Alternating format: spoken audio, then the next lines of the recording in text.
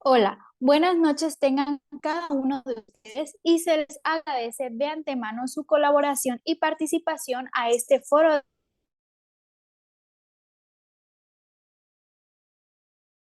de la Ley de Prevención y Protección contra la Ciberdelincuencia. Mi nombre es Venecia Sandoval y es un gusto para mí ser la moderadora de este foro a tratar. Pero antes de iniciar, me gustaría que todos nuestros oyentes tomen en cuenta lo siguiente. Este decreto, el cual discutiremos a continuación, no existe como tal. Solo fue un proyecto y fue aprobado por el Congreso, mas no terminó el proceso legal de constitución porque ya no fue promulgado ni publicado por el presidente. Por lo tanto, realizaremos este foro de discusión simulando la importancia de la cual hubiera sido este decreto. Así que, sin más preámbulos, lanza la primera pregunta al panelista Giovanni, la cual es la siguiente. ¿Cuál es el objeto de ley y de bienes jurídicos tutelados que se protegen? Muchas gracias, buenas noches cada uno. Sí, respondiendo a la pregunta, ¿verdad? Y considerando lo que acaba de mencionar, de que el presente decreto 39-2022 no se encuentra vigente, a pesar de la gran importancia que este pues hubiese tenido al ser aprobado por el Congreso, o tal vez en vez de mandarlo a archivar, ¿verdad? Tal vez modificar y acomodar, ¿verdad? Las condiciones por las cuales no fue promulgado por el presidente. Al ver el objeto de esta ley, podemos darnos cuenta que es para crear conductas, ¿verdad?, delictivas relacionadas a los delitos para prevenir la ciberdelincuencia. Es por ello que dentro del objeto encontramos estas tipificaciones de las cuales sirven para que nuestra norma jurídica pueda tener contemplado estos procedimientos o procesos penales establecidos en nuestra ley. También, ¿verdad? Es necesario que se estipule estas reglas procesales para que se puedan interponer en los procesos penales, en las audiencias, unos medios de pruebas electrónicos, para que así estos ya puedan tener su validez y también su utilización en audiencias, ¿verdad? Con fines de delitos cibernéticos. Es por ello que dentro de este objeto de esta ley era de mucha relevancia el poder existir en nuestra norma jurídica, más no así, pues, no se pudo llevar a cabo como lo mencionaba la compañera. También, uno de los objetos principales era velar por esa ciberseguridad en nuestra Internet, también esa ciberdefensa, para que puedan, proteger, ¿verdad?, nuestros datos y nuestra información. Dentro de los bienes jurídicos, según, la pregunta, les puedo mencionar que esta ley, algo muy importante que cuidaba o que quería proteger como bien jurídico tutelado eran nuestros datos personales, que nuestros datos no se vieran vulnerados ni que fueran a ser tomados, ¿verdad?, por personas o por terceros para usarlos de una manera incorrecta.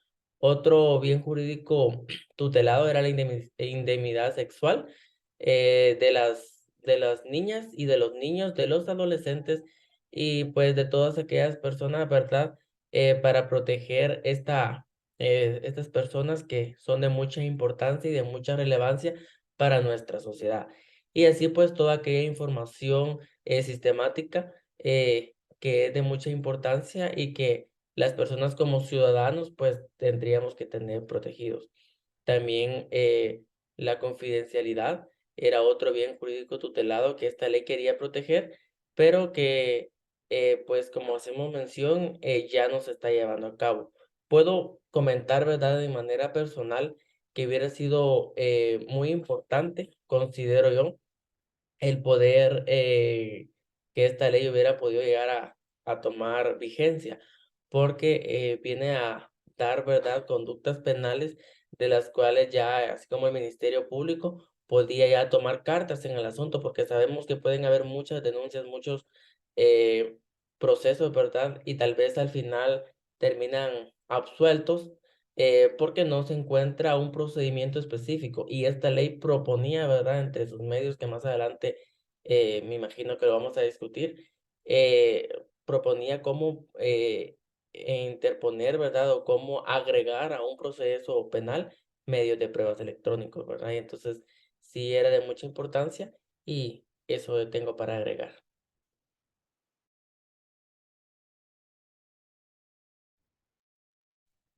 Así es, y muchas gracias, compañero. También debemos de tener siempre definido que los delitos informáticos son conductas en que él o los delincuentes se valen de programas informáticos para cometer delitos como implantación de virus, suplantación de sitios web, estafas, violación de derechos de autor, piratería, etcétera. Ahora, lanzo una pregunta para el panelista Osmundo.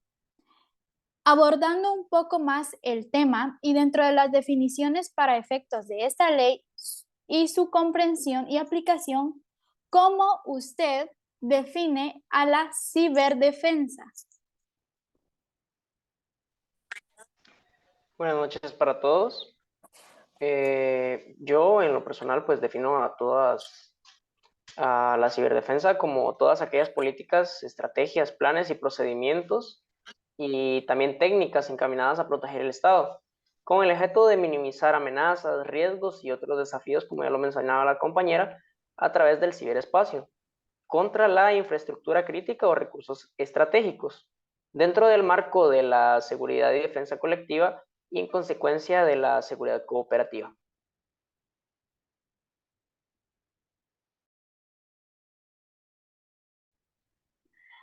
Muchas gracias.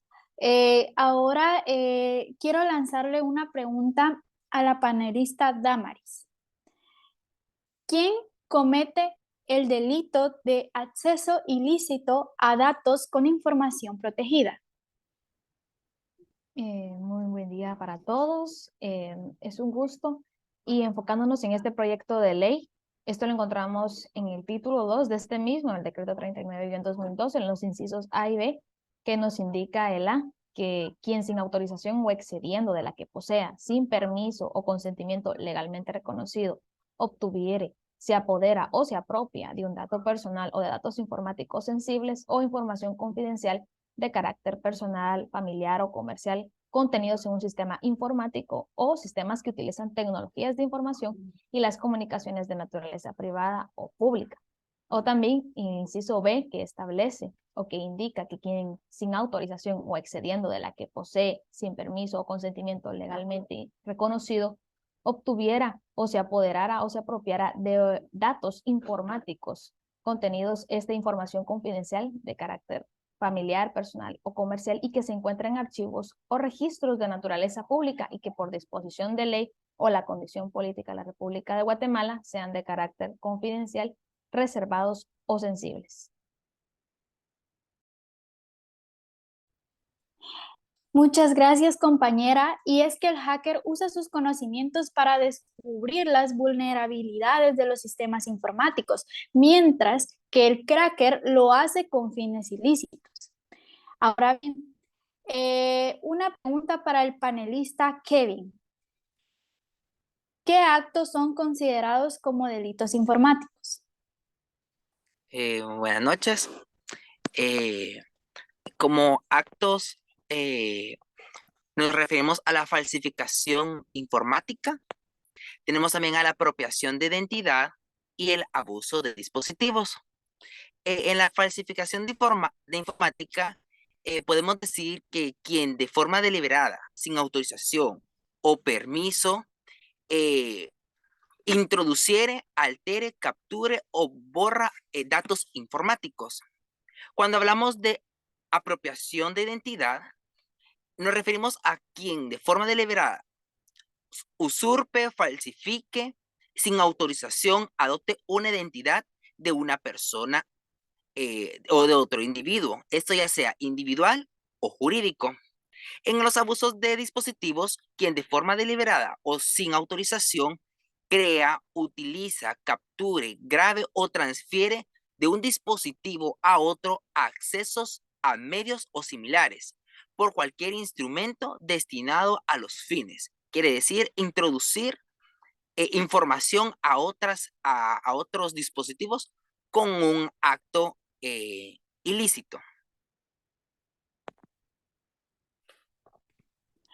Muchas gracias, compañero. Y pues la verdad, tienes mucha razón porque siempre hay que tomar en cuenta todos estos delitos para poder reconocerlos en cualquier momento y así poder valer nuestros derechos. Ahora bien, una pregunta para el panelista Anderson. ¿Cuidar tu integridad en redes sociales es responsabilidad de todos?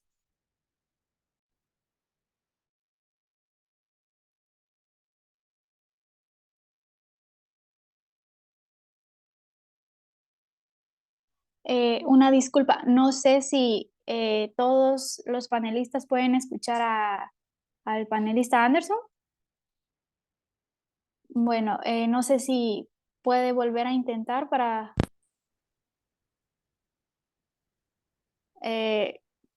no, creo que está teniendo problemas con su ¿Me micrófono. escuchan?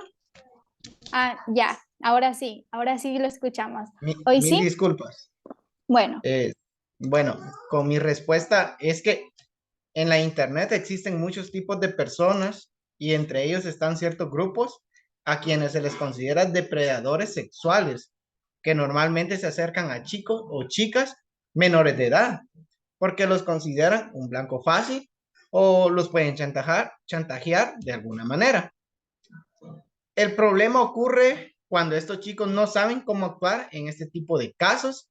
Y es que para responder esta pregunta hay que recordar que cuando intercambiamos mensajes íntimos con una persona o le envías fotografías a alguien, pierdes para siempre su control y asumes muchos riesgos, como lo son la pérdida de privacidad, chantaje, el ciberbullying y entre otras cosas.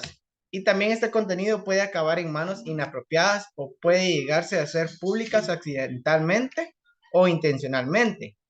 Además, si una imagen íntima puede llegar en las manos de una persona sin escrúpulos, puedes tener demasiados problemas para tu vida personal.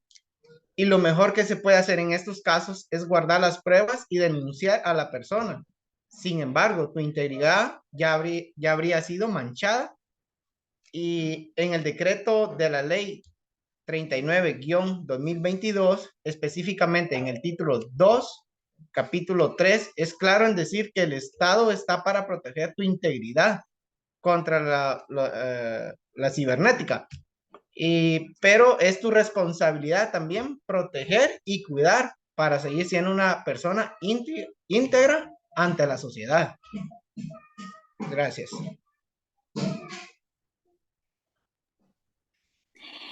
muchas gracias, compañero. Bueno, ahora lanzo una pregunta para cualquier panelista que me la quiera responder. El capítulo 4 del título 2 trata sobre la responsabilidad y penas accesorias, tanto para las personas individuales como a las jurídicas. ¿Cuáles serían algunas de esas responsabilidades y penas accesorias establecidas en los artículos de ese capítulo? Muy buen día a todos. Quisiera responder esa pregunta. Pues leyendo el capítulo 4 de esta iniciativa de ley que no llegó a entrar en vigencia, estaba analizando y tiene aspectos bastantes, por así decirlo, similares también a lo que es el Código Penal y el Código Procesal Penal, porque entendemos que en estos códigos también se trata un poco sobre las penas individuales y jurídicas hacia estos delitos. Pero algo muy interesante es como, por ejemplo, en el artículo 22 de este capítulo, mencionan que si los responsables de estos delitos fueran ingenieros en sistemas, técnicos en computación, técnicos en sistemas o similares o que utilicen tecnologías de información, sé que quedarán inhabilitados por el plazo que dure la condena. Y si fuere, y si fueran reincidentes, perdón, o sea que si vuelven a recaer en el delito, quedarán inhabilitados de por vida. Esto quiere decir que los despojarán de su título, que si tuviesen un título, ¿verdad? También menciona en el artículo 23 un poco más sobre ya entrando en incisos, como por ejemplo, que dice que la disolución procede cuando las personas que actuaron en la representación de la entidad jurídica hayan sido condenados con una pena privativa de libertad superior a 5 años. Ella nos empieza a mencionar más sobre cómo es que iba a actuar esta ley, ¿verdad? También dice que, por ejemplo, la prohibición definitiva por un periodo no menor de 5 años para participar en actividades destinadas a la captación de títulos o valores, o sea que los como que los deshabilitaran, ¿verdad?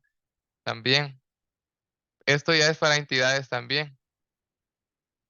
Solamente sería un poco más de leer aquí. Y también hay unos aspectos bastante interesantes donde dice que también siempre, aparte de esta ley, siempre se va o nos vamos a basar al Código Penal y el Código Procesal Penal, ya que estas sanciones son accesorias, serían extras. Yo más entiendo que esto tal vez no llegó a entrar en vigencia por eso, porque era como un perjuicio más para los responsables, ya que serían penas accesorias, o sea, iban a ser penados otra vez o les iban a aumentar penas y por ende pienso yo que esto no llegó a entrar en vigencia.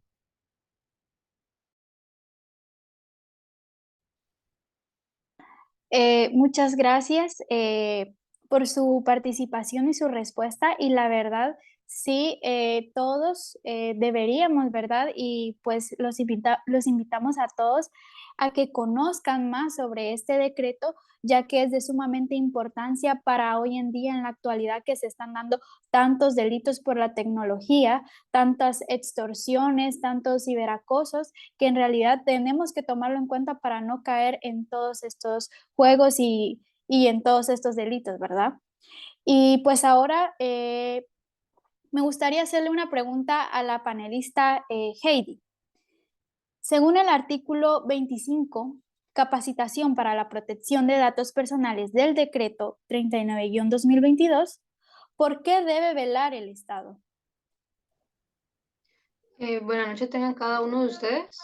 Conforme al proyecto de ley en mención, en su artículo 25 establece que el Estado velará por la capacitación y formación de los operadores de justicia y autoridades administrativas para implementar mejores prácticas internacionales para la protección de los datos personales de tráfico y de contenido que correspondan a sospechosos o involucrados en la comisión de los delitos contemplados en esta ley.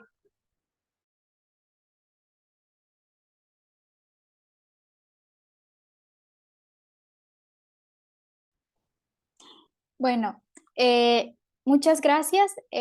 Ahora dejo esta pregunta abierta para el panelista que me la quiera responder.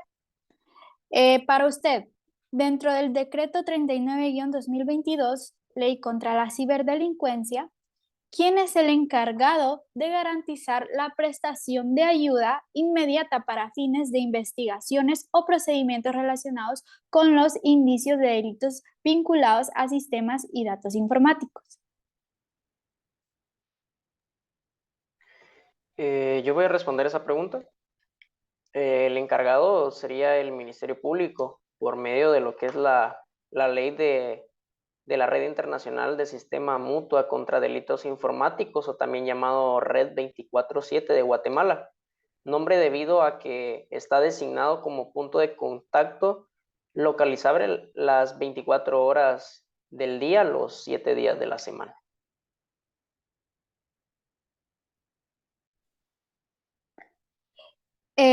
Muchas gracias.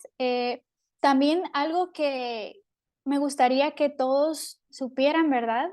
Y es que los delitos que más se han denunciado en Guatemala son los ciberacosos, ciberamenazas, difamaciones y robo de identidad. Al comparar estos delitos en relación al 2020, todos los delitos registrados, exceptuando el sexting, fueron mayores, siendo la publicidad falsa, difamaciones y ciberacoso los 3 delitos con mayor incremento. Ahora bien, Siguiendo con las preguntas, me gustaría hacerle una pregunta a la panelista Damaris, que es la siguiente. ¿Quién es el ente encargado de realizar el reglamento para el aseguramiento de datos de la información? Muchas gracias. Prosiguiendo siempre en el enfoque, ¿verdad?, de este decreto, en el título séptimo, que indica las disposiciones transitorias y finales, en el capítulo, en el artículo 37, este nos indica que el reglamento para el aseguramiento de datos de la información de cadena de custodia y otras disposiciones, se establece que es el Ministerio de Gobernación en coordinación con el resto de las instituciones operadoras de justicia, Autoridad de Justicia de Seguridad y Defensa, procederán a la elaboración y gestión, aprobación de los reglamentos, manuales, protocolos o reformas de los mismos, incluyendo el o los protocolos para el aseguramiento de datos y cadena de custodia de dispositivos que usen tecnologías de sistema de la información y comunicaciones, peritaje forense, informático, red internacional de asistencia mutua contra delitos informáticos, entre otros. Gracias. Ahora continuamos con el panelista Kevin. ¿Cuál es el objetivo de que el Estado de Guatemala, a través de las instituciones involucradas, establezca políticas de cooperación a través de los tratados y convenios?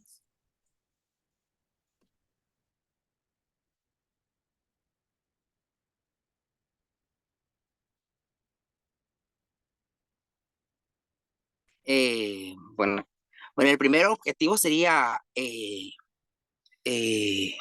la prevención, ayudar a poder controlar todas estas situaciones que el Internet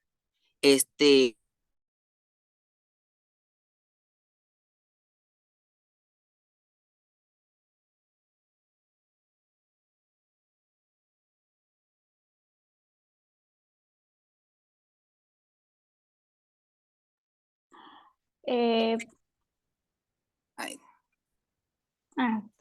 disculpen, he estado teniendo unos problemas de conexión. Siguiendo con la Prosigamos. pregunta, Ujú. ayudar, ¿verdad?, a que eh,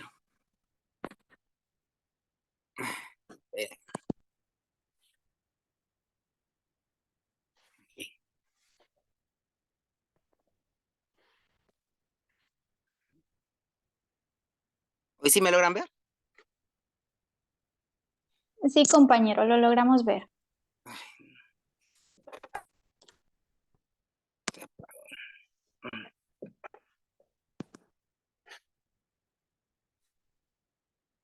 No sé si te gustaría que diéramos chance para que puedas, agarrar Voy a resolver señal y problemas. resolver los problemas técnicos ahí, y vamos a proseguir con la siguiente pregunta. Bueno, esta pregunta va para el panelista Oscar. Este capítulo trata sobre los centros de seguridad informática interinstitucional de respuesta técnica ante incidentes informáticos. ¿Para qué se crean estos centros y cómo ejecutan sus funciones?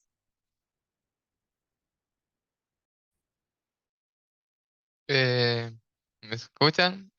Bueno, yo creo que sí.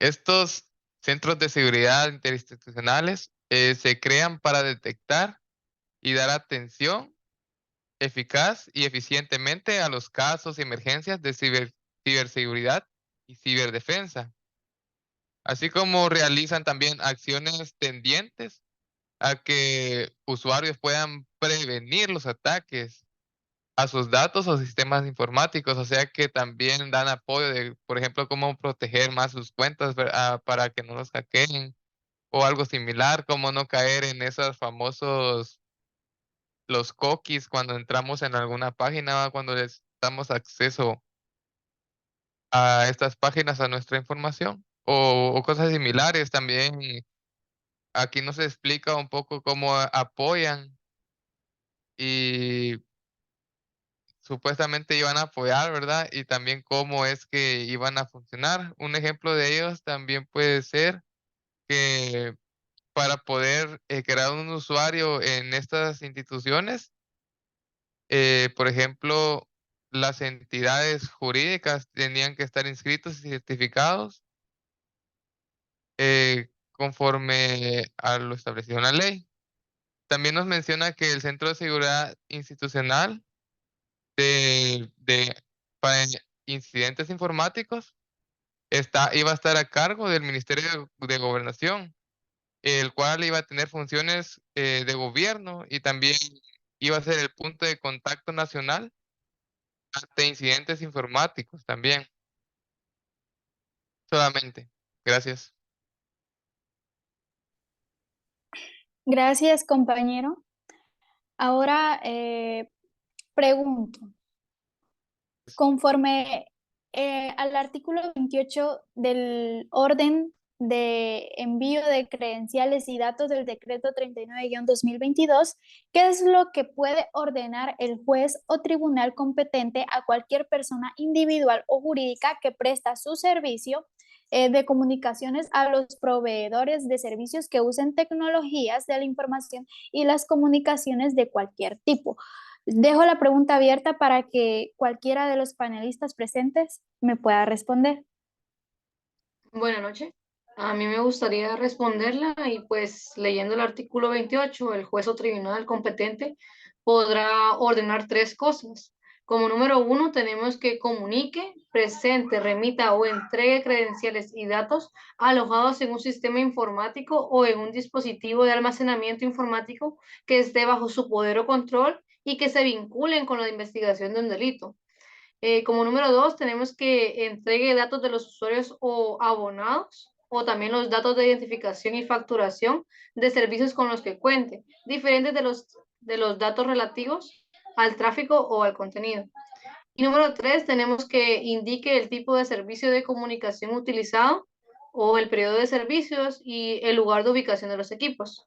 Esta orden podrá contener la indicación de que la medida deberá mantenerse bajo reserva en un plazo de 10 días, plazo que podrá prorrogarse a criterio del juez, a solicitud del Ministerio Público y con apercibimiento de certificar lo conducente en caso de incumplimiento.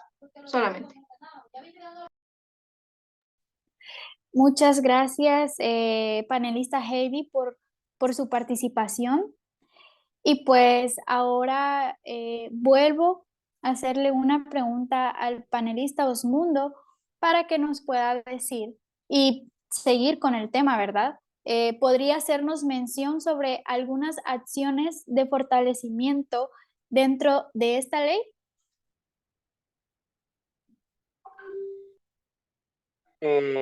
Claro que sí.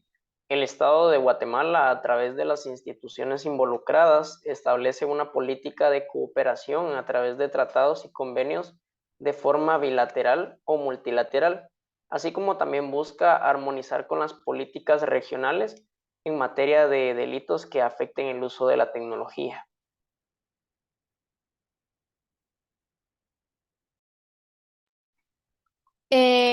Muchas gracias.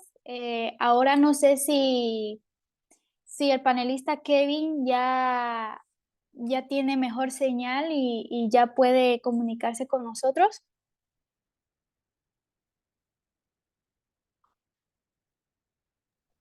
Buenas noches, sí, hoy sí. Bueno, ahora por si para volver a retomar, vuelvo a repetir la pregunta. ¿Cuál es el objetivo de que el Estado de Guatemala, a través de las instituciones involucradas, establezca políticas de cooperación a través de los tratados y convenios? El fin primordial es fortalecer los programas de prevención a todos los acosos que nosotros miramos en el Internet, ¿verdad? Donde podemos encontrar investigaciones profundas y como conductas antijurídicas. Y la otra parte sería como armonizar a todos los aspectos relacionados con el derecho derecho procesal internacional. Así también desarrollar, obtener nuevas seguridad al momento de que nosotros estemos utilizando la tecnología. Entonces, para los estados es muy importante la seguridad de cada uno de nosotros. Y es por eso de que Guatemala quiso intentar hacer esos convenios para que la seguridad sea primero, ¿verdad?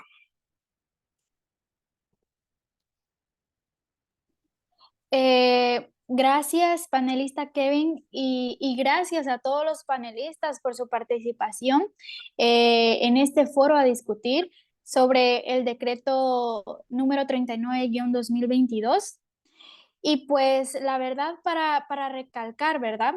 Este decreto fue aprobado por el Congreso, pero la Junta Directiva luego la archivó junto al Pleno del Congreso.